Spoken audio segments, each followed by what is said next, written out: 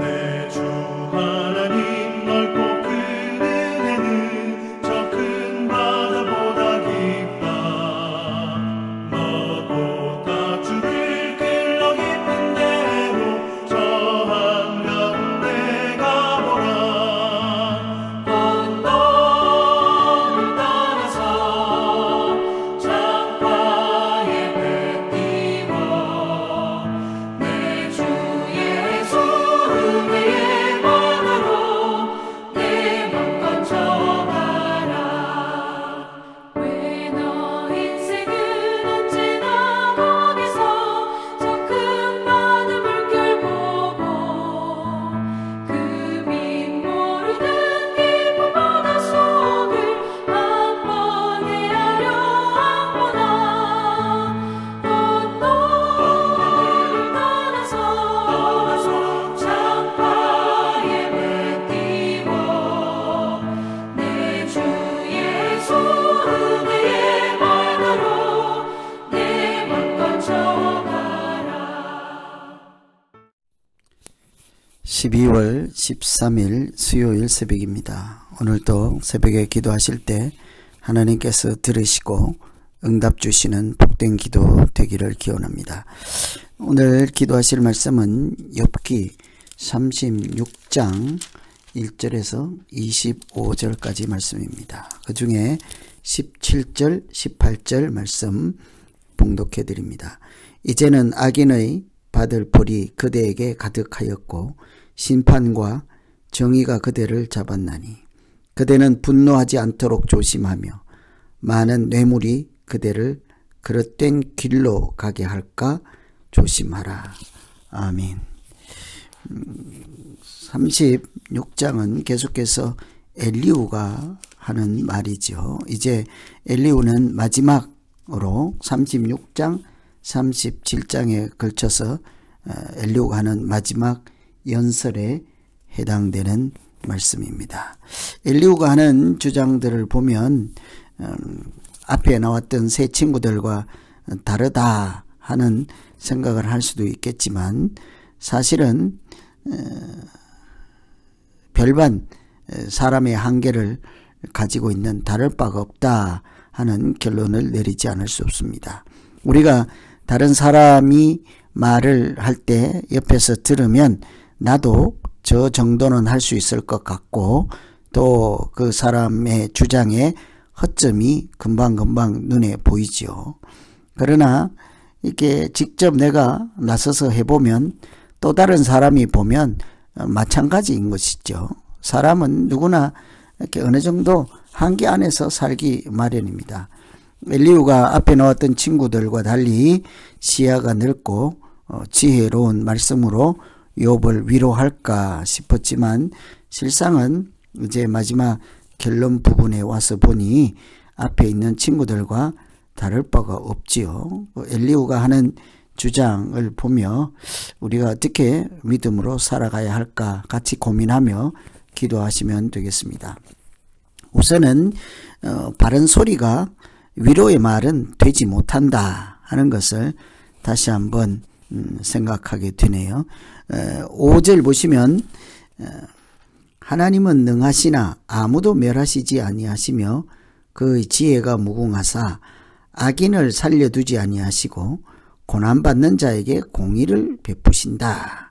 여러분 6절에 하나님께서 공의로운 하나님이시라 악인은 벌을 주시고 고난받는 자 공의를 베푸신다. 틀린 말은 아니죠. 하나님께서 이렇게 멀리 계시지도 않고 우리의 가까이 계시면서 우리의 중심을 살피시고 우리의 선행과 악행을 두루 살피시는 분이십니다. 7절에도 보면 의인에게서 눈을 떼지 않는다 그랬죠. 존귀하게 하신다고 합니다.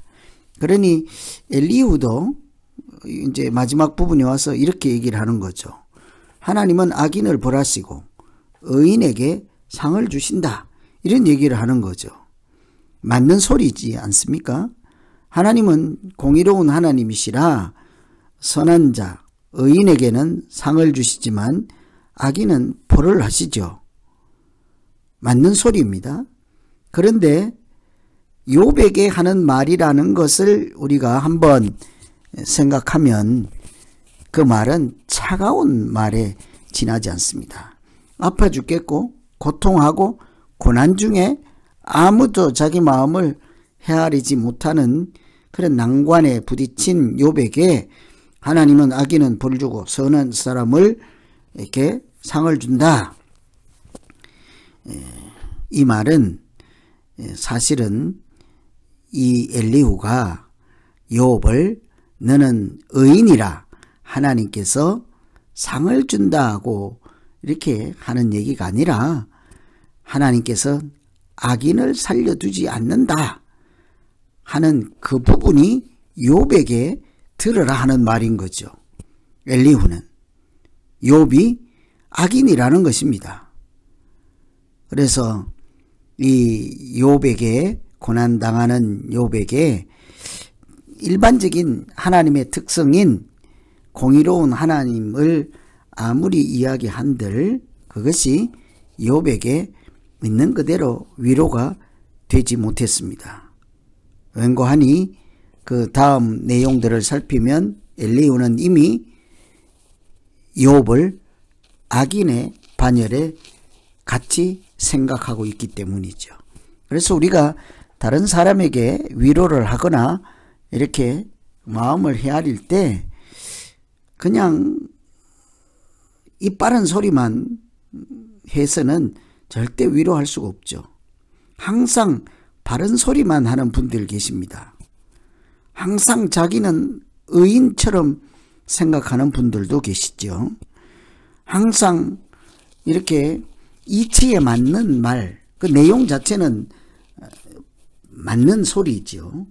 그런데 그것을 특정한 케이스에게, 사람에게 그대로 적용할 때는 전혀 위로가 되지 않고 상대방을 헤아리지 않는 공격이 오히려 될 수 있다는 것을 우리가 깊이 생각해 보아야겠습니다.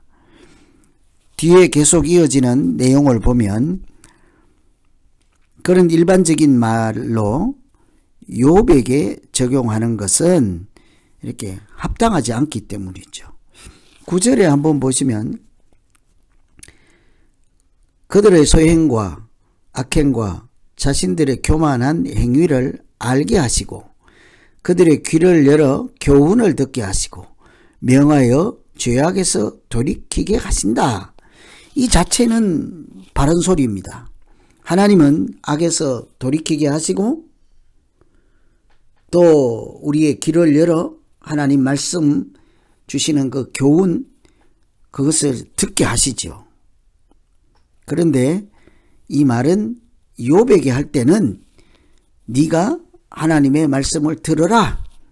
하나님이 너로 하여금 죄에서 돌이키라 하신다. 이렇게 적용하는 내용입니다. 그러니 엘리후도 앞에 친구들과 다를 바가 없이 욥 네가 당신이 고통당하고 고난당하는 것은 죄 때문이라 했던 친구들과 같다는 얘기죠. 그래서 실제로 17절에 악인이 받을 벌이 그대에게 가득하였다. 그대는 욥이죠. 악인들이 받는 벌 욥 너에게 가득하다. 심판과 정의가 그대를 잡았다. 18절에 그대는 너는 분노하지 않도록 조심하라. 많은 뇌물이 그대를 그릇된 길로 가게 할까 조심하라. 엘리후의 화살도 결국은 욥을 겨냥하고 있습니다. 교만하지 말고 죄를 버리고 하나님께 순종하면 형통하게 할 것이라. 기본적으로 욥이 교만하다 하는 전제를 갖고 있습니다. 욥이 죄인이라는 전제를 갖고 있죠. 네가 회개하지 않아서 고통을 당한다. 이런 전제를 깔고 있습니다.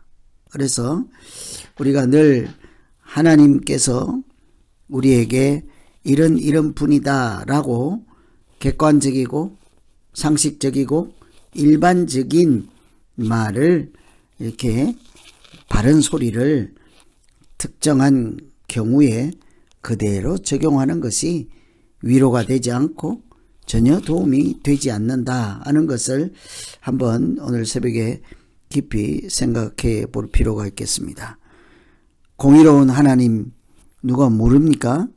그런데 그 공의로운 악인을 벌하고 선한 자를 상 준다 할 때 마음속에 너는 악인이라 하면서 생각하면서 하나님은 악인에게 벌을 주고 선인에겐 상을 줍니다.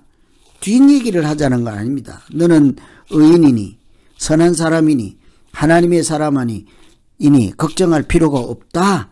이런 얘기를 하고자 하는 것이 아니죠. 그래서 사람이 입에서 나오는 말 그 자체보다 마음속에 갖고 품고 있는 그 생각이 중요한 것이죠.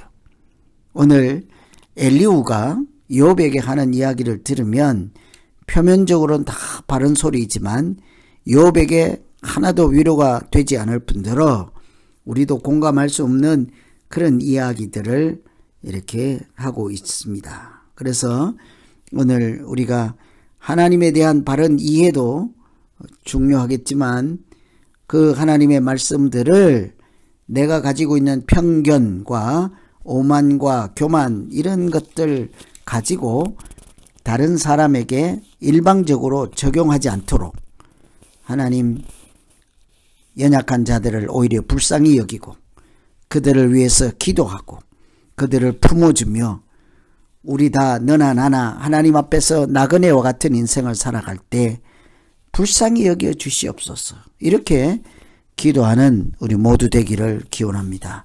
오늘 말씀 생각하면서 우리 같이 한번 기도하겠습니다. 하나님 아버지, 하나님은 공의로우시고 정의로우셔 악인은 벌하시고 선한 자에게 상을 주신다 하면서도 앞에 듣고 있는 사람에게 너는 악인이라 전제를 깔고 편견을 가지고 우리가 사람을 대하지 않도록 우리에게 분별력을 주시고 하나님을 두려워하며 경외하며 모든 것 하나님께 맡기고 나는 자유롭게 여전히 고난 중에 있는 사람이나 나나 다 같이 하나님 앞에 순전한 나그네로 이렇게 교만하지 않고 하나님 말씀 앞에 복종하며 그렇게 믿음으로 살아가기 위해서 애쓰는 그런 날 되게 하여 주시옵소서.